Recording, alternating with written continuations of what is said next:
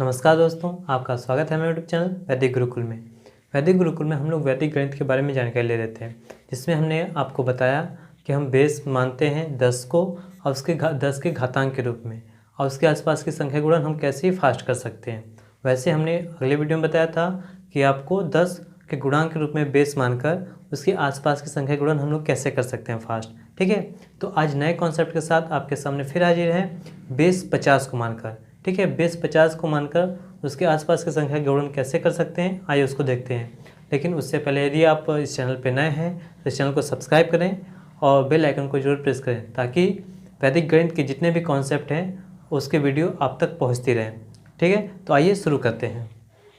तो दोस्तों आइए शुरू करते हैं हम लोग बेस 50 मानकर। ठीक है, हम लोग बेस क्या लिए हैं, आधार के लिए 50 लिए हैं। ठीक है, 50 को हम लिख सकते हैं 10 × 5, यानी कि यहाँ पे एक जीरो है, तो आप जानते हैं कि एक जीरो रहेगा तो हमारे जो राइट हैंड साइड में जो भी डिजिट आएंगी वो एक ही डिजिट की होंगी। ठीक है, तो आइए पहले स्टार्ट करते हैं इसको। अब देखते हैं हम बेस 50 लिए हैं। ठीक है, अब इस 50 से इसकी तुलना करते हैं और देखते हैं 50 से कितना कम है, तो ये -1 कम है। ठीक है, -1 कम है, और ये कितना कम है, -1 कम है। ठीक है ना, तो इसको दो पार्ट में बांट लेंगे।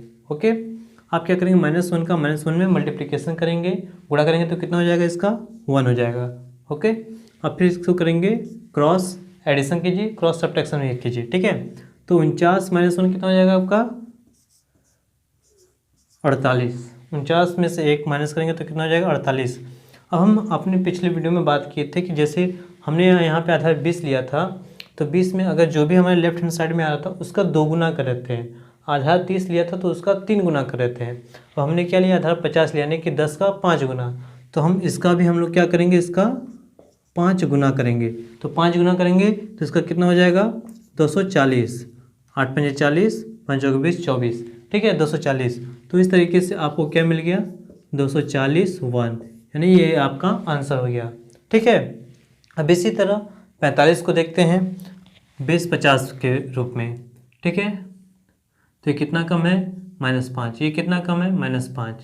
ठीक है, अब इसको दो पार्ट में बांट लीजिए। -5 का -5 में मल्टीप्लिकेशन करेंगे तो कितना हो जाएगा 25।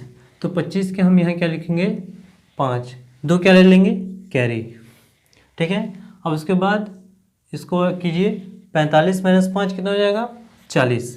ठीक है, अब इस 40 का हम लोग क्या करेंगे 50 लें तो कितना गुना 5 गुना, तो इसमें क्या करेंगे इसका भी 5 गुना। 5 गुना करेंगे तो कितना हो जाएगा 200। 200 हो गया। अब इस 200 में जो कैरी है इसको ऐड कर लेंगे, तो हमारा कितना हो जाएगा +2 कर देंगे तो कितना हो जाएगा 202 हो जाएगा। तो इसका मतलब इतना हो जाएगा 202 और ये 5, यानी कि 20-25 आपका ये आंसर हो जाएगा। ठीक है, तो इस तरीके से आपने देखा कि हम 50 को आधार मानते हैं 10 के गुणा के रूप में। इसी 50 को हम अगर आधार 100 मान के लगाएं तो किस तरीके से लगाते हैं। जी हाँ दोस्तों, इस 50 को आधार मानते हैं 10 × 5 के रूप में, और इसको 100 के रूप में भी आधार मान के इसी क्वेश्चन को हम लोग कैसे फास्ट कर सकते हैं। तो दोस्तों हमने देखा कि हम जब 50 को 10 × 5 के रूप में इसी क्वेश्चन को कैसे सॉल्व कर देते हैं। ठीक है ना, उसमें 5 का गुणन कर देते हैं। लेकिन अगर यदि हम इसको 100 मान के इसको करें तो कैसे करते हैं, तो आइए देखते हैं। ठीक है, हम तुलना करते हैं 50 के आसपास की संख्या ही है, 50 के आसपास की संख्या का गुणन वैसे ही करते हैं। ठीक है ना, तो 50 के आसपास की संख्या तो ये देखते हैं टैली करते हैं किससे 50 से ही करते हैं। ठीक है, लेकिन 100 का इसमें क्या रोल है उसको भी हम आपको डिस्क्राइब कर रहे हैं। ठीक है, हम तुलना करेंगे 50 से कितना कम है -1। ठीक है, और ये -1, इसको दो पार्ट में कर लीजिए। ओके, अब ये देखिए -1 का -1 में मल्टीप्लिकेशन करेंगे तो कितना हो जाएगा 1। ठीक है, और हमने आधार के लिया 100 ले लिया है। ठीक है, 50 को 100/2 लिख सकते हैं, लेकिन हमने आधार किसको भी लिया है 100 को ही लिया है। 100 में कितने जीरो हैं 2 जीरो हैं। ठीक है, तो 2 जीरो है तो यहाँ पे कितने डिजिट होंगे 2 डिजिट होंगे। ठीक है, 2 डिजिट। उसके बाद क्या करेंगे क्रॉस ऑफ सब्ट्रैक्शन कीजिए। ठीक है, 49 - 1 कितना हो जाएगा आपका 48, है ना, ये 48 आ गया।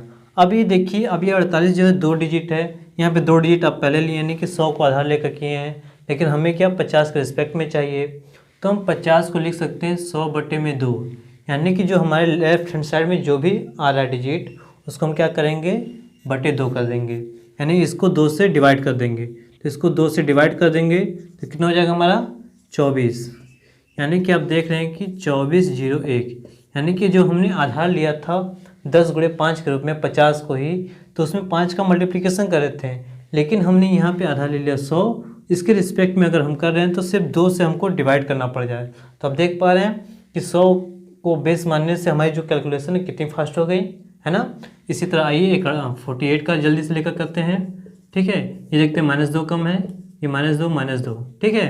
अभी क्या करेंगे, 2 दूना 4 है, 2 दूना 4 होगा, 4 होगा, ठीक है। लेकिन यहाँ पे 100 के रिस्पेक्ट में लिखेंगे यहाँ पे तो कितना हो जाएगा 04, क्यों 2 डिजिट है, 100 में 2 जीरो इसलिए 2 डिजिट, ठीक है। 48 - 2 करेंगे तो कितना हो जाएगा आपका यहाँ पे 46, है ना। 46 को 2 से डिवाइड कर दीजिए, यानी कि 23 हो जाएगा। इसका 40 को डिवाइड कर दीजिए, कितना हो जाएगा 23, यानी कि आपका हो जाएगा 2304, ये आपका आंसर हो जाएगा, ठीक है। इसी तरह हम और भी एग्जांपल लेकर इसको सॉल्व कर सकते हैं, और किसको, बेस 100 को लेकर, ठीक है ना। तो आइए कुछ और एग्जांपल भी लेकर इसको सॉल्व करते हैं, और इससे और कॉन्सेप्ट आपका क्लियर हो जाएगा। तो आइए दोस्तों, कुछ एग्जांपल लिए हमने जो 50 को बेस मान के करते हैं, ठीक है ना। हम 50 को बेस नहीं, बेस यहाँ पे हम लोग देते हैं 100 को ही, ठीक है ना। तो 100 को बेस मान के इसको कैसे रिस्पेक्ट में, इसको 50 के रिस्पेक्ट में कैसे करते हैं, तो हम देखते हैं। लेकिन टैली करेंगे सिर्फ 50 से, क्योंकि यह 50 के आसपास की संख्या है। टैली करेंगे 50 से, लेकिन बेस क्या रहेगा हमारा 100, उसके रिस्पेक्ट में हम लोग यहाँ पे कैलकुलेशन कर रहे हैं, ठीक है। तो ये 50 से टैली की कितना हो गया कम है, ये -6, और ये कितना कम है -4 है, ठीक है। तो -6 का -4 से मल्टीप्लाई करेंगे तो कितना हो जाएगा आपका 24, है ना। यहाँ पे 2 डिजिट ही रहेगा, क्योंकि 100 में कितने जीरो, 2 जीरो, इसलिए यहाँ पे 24। इसको क्रॉस एडिशन कीजिए, 44 - 4 कितना हो जाएगा आपका 40। अब इस 40 को क्या करेंगे, 100/2, यानी कि 50 के रिस्पेक्ट में 100/2 भागे 2 कर देंगे तो कितना हो जाएगा 20, यानी कि 20/24 आपका आंसर हो जाएगा, ठीक है ना।